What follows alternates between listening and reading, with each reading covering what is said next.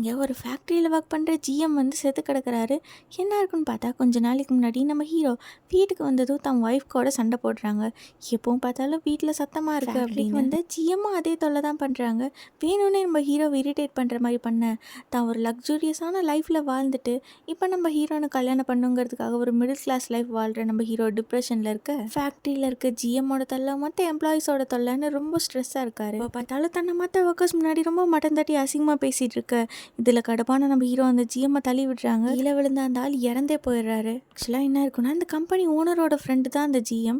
Owner இறந்துட்டங்காட்டிக்கு இப்போ அவங்களோட பையன் வந்து எம்டி ஆக பாஸ்ட் லைஃப்பில் இவரோட அப்பா வந்து தன்னோட அம்மாவை ரொம்ப ஹர்ட் பண்ணங்காட்டிக்கு இவருக்கு ஒரு ட்ராமா இருக்குது. யாரோ ஒருத்தர் பொண்ணுங்களை ஹர்ட் பண்ணார்னா யார் என்னன்னு பார்க்காம அந்த ஆளுங்களை போட்டு அடிச்சிருவாரு. எதாக இருந்தாலும் இவனுக்கு எக்ஸ்பீரியன்ஸ் இல்லை, இன்னும் சின்ன பையன் தான் அப்படின்னு சொல்லி மற்ற ஒர்க்கர்ஸ் முன்னாடி எம்டிஏ இந்த ஜிஎம் ரொம்ப மட்டன் தட்டி பேச இதனால் ஃபேக்ட்ரியில் ஒர்க் பண்ணுற யாருமே எம்டியை மதிக்க மாட்டேங்கிறாங்க. அப்படி இருக்கப்போ தான் வேலைக்கு சேர்த்து விட்ட பொண்ணை இந்த ஜிஎம் வந்து அடிச்சிடுறாங்க. அது மட்டும் இல்லாமல் எப்போவுமே மற்ற எம்ப்ளாயிஸ் முன்னாடி அவரை இன்சல்ட் பண்ணிகிட்டே இருக்காங்க.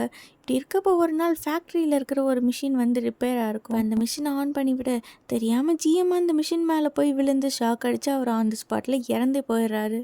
இப்போ அந்த டெட் பாடி அவரோட கார்லேயே வச்சு வீட்டுக்கு கொண்டு போங்க அப்படின்னு சொல்ல வெளில வந்து பார்த்தா ஜிஎம்மோட கார் அங்கே இருக்காது.